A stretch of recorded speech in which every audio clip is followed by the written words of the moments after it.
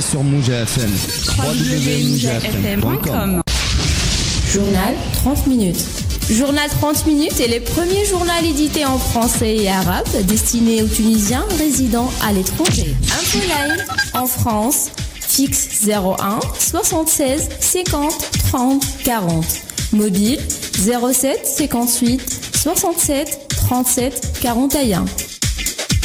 En Tunisie, 54 99 39 03 ou bien 53 66 42 91. Pour plus d'informations, vous pouvez consulter notre site internet www.journal-30minutes.fr.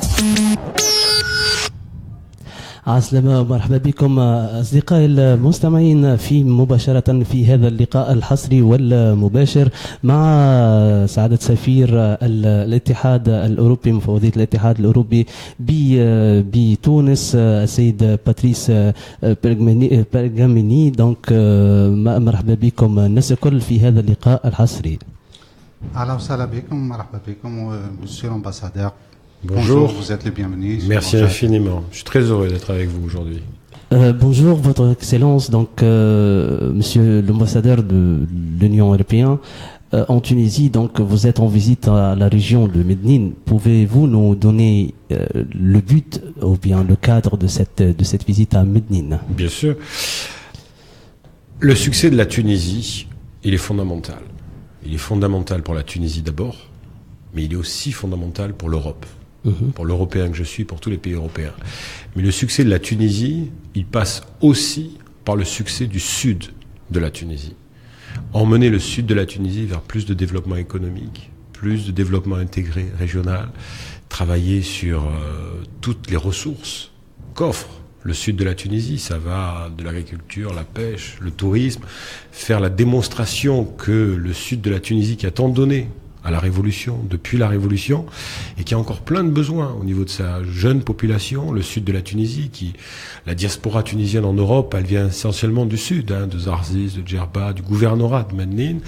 Il y a tellement de belles choses à faire ici, donc voilà, je viens dans ce cadre-là pour exprimer ce soutien, le soutien de l'Europe à la Tunisie, à sa démocratie, à sa transition économique, et aussi soutenir le sud est de la Tunisie aujourd'hui, dans les 3 jours qui viennent pour ma visite ici. Monsieur l'ambassadeur, est-ce que vous pouvez nous donner des exemples concrets que la communauté européenne a bien financés ici dans le sud? Je vais vous en donner, je peux vous en donner. Je veux préciser aussi que je viens ici pour exprimer le soutien que j'indiquais à l'instant, mais aussi pour m'assurer que les projets qui ont été mis en place avec la Tunisie, pour la Tunisie, avec la société civile, avec les acteurs locaux, avec les acteurs étatiques, sont des projets qui fonctionnent, qui sont utiles. Je viens aussi pour écouter ce qui ne va pas, comment on améliore un projet, comment on trouve plus de financement, quelle est l'autre bonne idée qui, pour l'instant, n'a pas encore trouvé de financement. Je viens dans cet esprit-là. Et je viens aussi parce que je suis de ceux qui considèrent, je vous le disais à l'instant, il faut soutenir le sud-est de la Tunisie, pour toutes les raisons que j'ai indiquées, mais aussi pour toute la jeunesse du sud-est de la Tunisie. Au cœur de mon mandat en Tunisie, il y a la jeunesse. La moitié de la population de la totalité de la Tunisie, c'est la jeunesse. Il faut faire plus. Donc je viens ici avec la volonté de voir ce qui marche, de voir ce qui marche pas, mais tout en pensant qu'il faut que je fasse plus, qu'il faut que l'Europe fasse plus pour le sud de la Tunisie. Mais déjà, on fait beaucoup, on fait énormément. Là, à l'instant, j'ai visité 3 micro-entreprises, une exploitation, un éleveur de moutons. Après, on est allé voir un épicier. Après, on est allé voir un pêcheur. Ce sont des gens qui ont bénéficié, avec le soutien de l'argent européen, le soutien de l'action des États membres de l'Union européenne, d'actions en faveur de la réintégration. Réintégration économique, réintégration sociale. C'est des gens qui étaient partis en 2011, 2013, qui reviennent. Donc, j'ai des projets de cette nature sur les questions de migration, de réadmission, de réintégration sociale. Tout à l'heure, je vais aller voir des femmes qui sont en situation de vulnérabilité. Le programme que j'ai ici aussi dans le sud de la Tunisie en matière de soutien à la société civile et des femmes, de la jeunesse, mais aussi des femmes en particulier, est fondamentale. Demain, j'aurai des projets aussi à visiter en matière de déradicalisation. J'aurai aussi tout ce qui est développement économique. Comment on peut mieux accompagner en particulier le microcrédit. Je finance déjà beaucoup, l'Union européenne finance beaucoup d'actions d'opérateurs de microcrédit dans d'autres parties de la Tunisie, dans les régions intérieures, dans les régions de l'Ouest. Je voudrais qu'on fasse plus ici. Mais dans le même temps, je viens aussi voir, quand je vous disais que j'exprime mon soutien à ce qui se passe ici, le développement économique régional, la formation professionnelle, lutter contre le chômage des jeunes, c'est fondamental. Les touristes sont là aussi. Il y a le patrimoine touristique, le patrimoine naturel qu'il faut préserver, mettre en valeur. Les touristes reviennent. Cette année, la Tunisie accueille, à ce stade, on est début août, plus de 3 millions de touristes. Cette année, ça veut dire qu'au niveau sécuritaire, la Tunisie a fait tous les efforts qu'elle pouvait faire, qu'elle voulait faire, qu'elle devait faire, et les résultats sont là. Donc je viens soutenir cela. Deux derniers éléments dont je pourrais parler, bien évidemment, qui sont tout aussi importants, la création d'entreprises, l'innovation. Samedi matin, j'irai voir des jeunes entrepreneurs, des projets de start-up, des projets de coworking space à Djerba, et aussi, bien évidemment, quand je viens dans le sud de la Tunisie, de mon point de vue, ce qui est fondamental, c'est donc mettre en lumière tout le bonheur, tout l'espoir que porte la Tunisie aujourd'hui, parce que aussi, il y a dans le sud de la Tunisie, du côté de Djerba, demain j'irai à la synagogue, il y a la volonté de montrer en Méditerranée, dans le monde arabe, que la Tunisie c'est aussi une terre de cohabitation.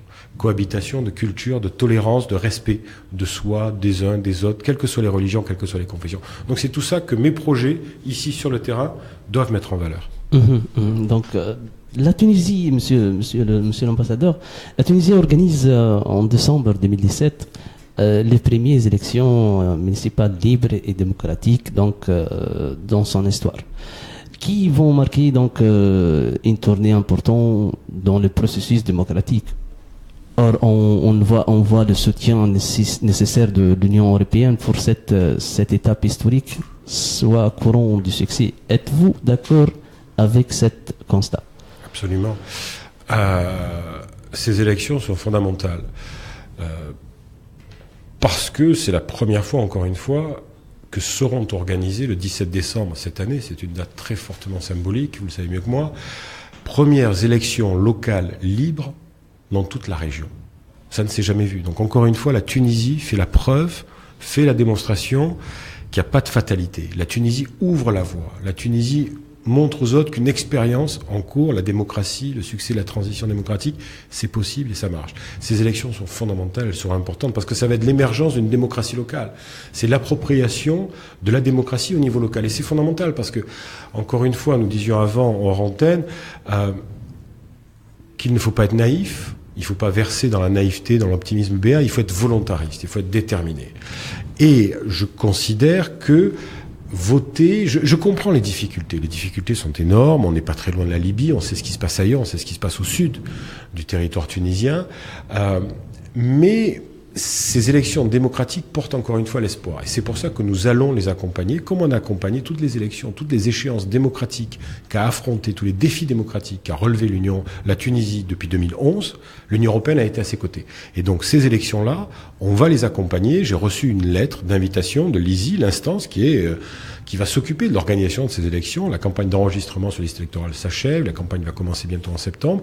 Une lettre d'invitation pour avoir une mission européenne électorale de long terme pour superviser, pour aider, accompagner l'organisation de ces élections. Sur le long terme, avant, pendant et après. Et dès début septembre, j'ai les premières missions exploratoires qui arrivent de Bruxelles pour travailler au contact des élus locaux, des représentants locaux, de l'ISI, des instances chargées de ces élections. Donc oui, il faut accompagner ces élections qui représenteront une étape fondamentale dans la démocratie.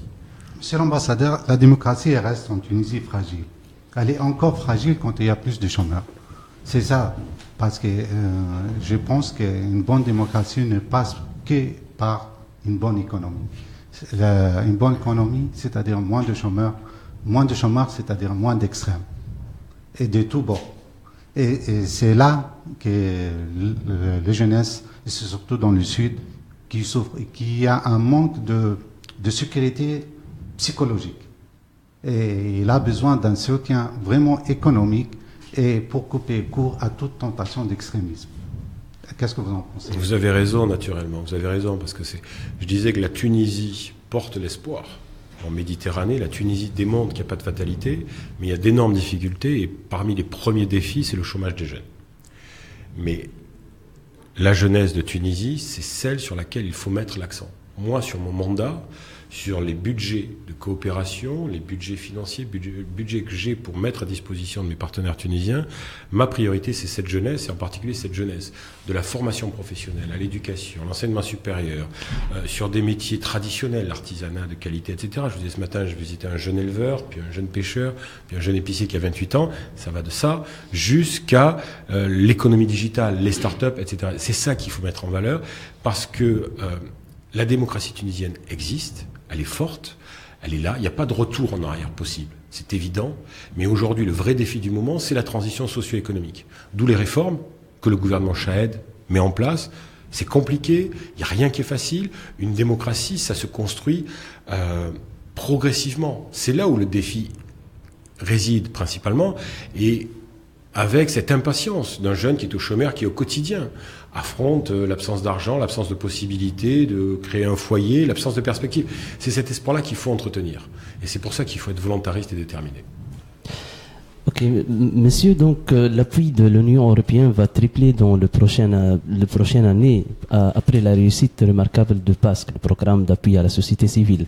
Dans toutes les régions du pays, comment compter consolider les acquis de cette formidable expérience de PASC et quels sont de nouveaux axes stratégiques d'appui sur la société civile? Alors, vous évoquez deux choses en fait dans la même question.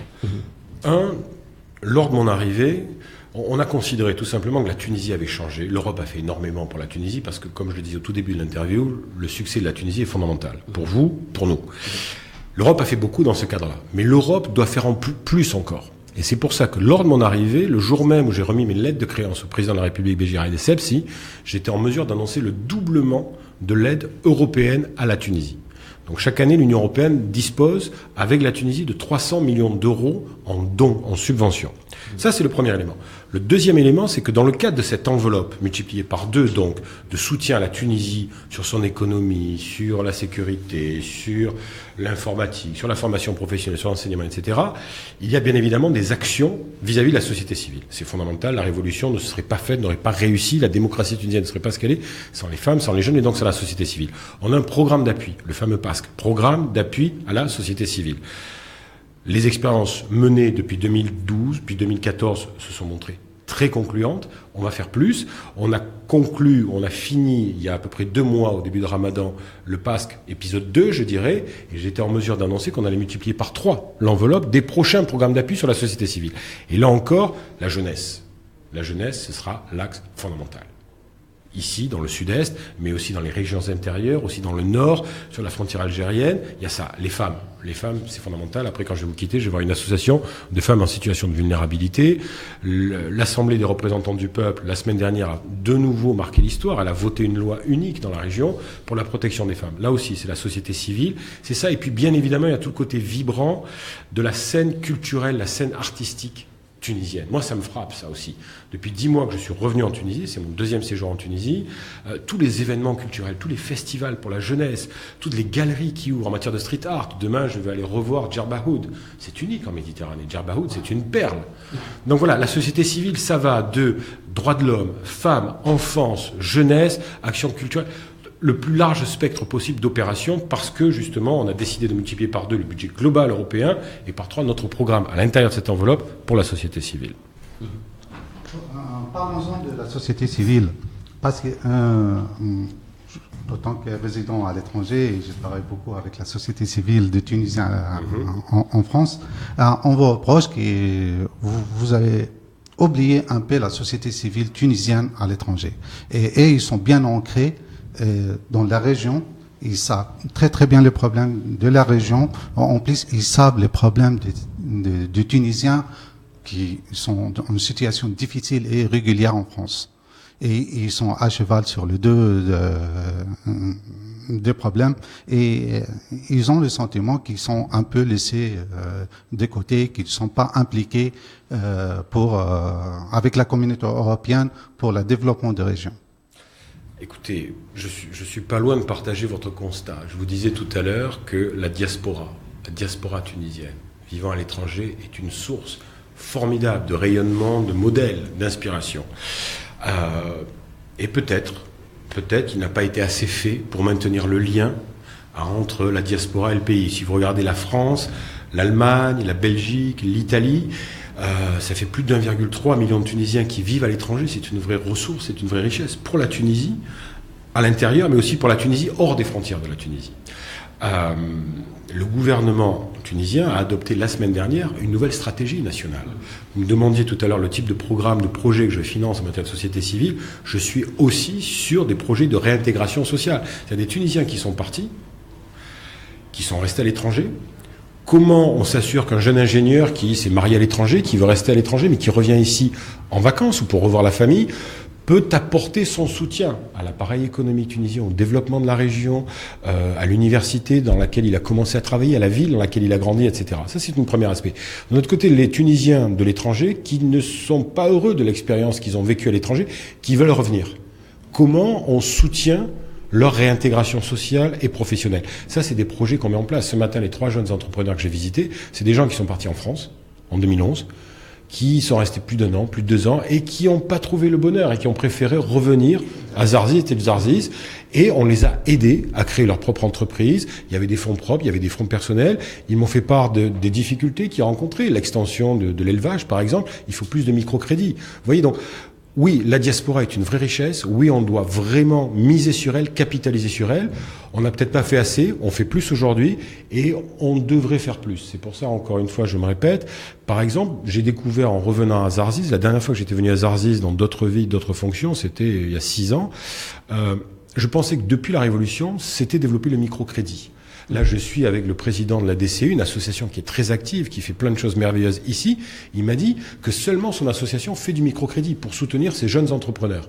Je souhaiterais qu'il y ait les autres opérateurs du microcrédit qui sont actifs dans d'autres parties de la Tunisie, qui puissent aussi venir ici. Là, je sais, il y a 1 mois, on a inauguré de nouvelles agences à Sidi Bouzid, avec Microcred, avec d'autres opérateurs, etc. Je vais les encourager avec les fonds dont je dispose et le partenariat que j'ai avec ces opérateurs tunisiens pour qu'on vienne ici aussi soutenir le développement économique du sud-est de la Tunisie. Ok, merci monsieur l'ambassadeur. Donc le mot de la fin donc aux auditeurs du sud tunisien, à la Tunisie de profond. Le mot de la fin, en fait, c'est le mot du début aussi. Le succès de la Tunisie, il passe par le succès du sud-est de la Tunisie, de tout le succès du gouvernorat de Medellín. Vraiment. Bravo pour ce que vous avez fait, il faut continuer. Malgré toutes les difficultés, il faut continuer.